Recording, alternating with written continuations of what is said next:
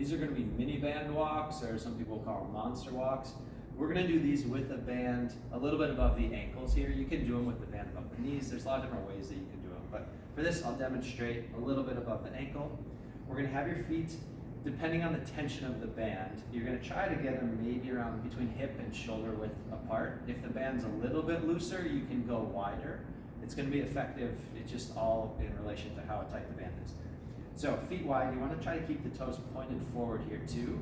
A lot of people will want to turn out as they go to make it a little easier. We want to try to stay pretty forward with the toes. Sit down into it, maybe into a quarter squat position, and then we're doing pretty slow steps and trying to be very soft as you come down. So it's not a hard shuffle here. You can actually make it a little harder by spending some time off the floor.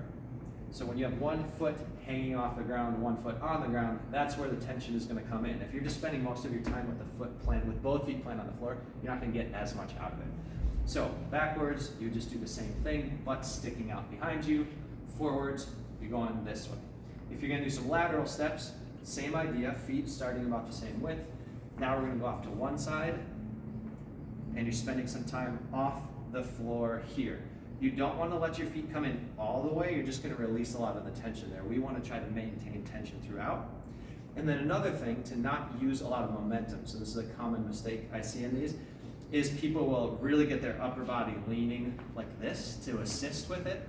But you want to think about staying as squared up as you can. So the core has to work a little bit, and then you're not just relying on momentum to kick that out. So we've got forward, backwards, we've got lateral steps, or depending on how much space you have, you can just make a box here.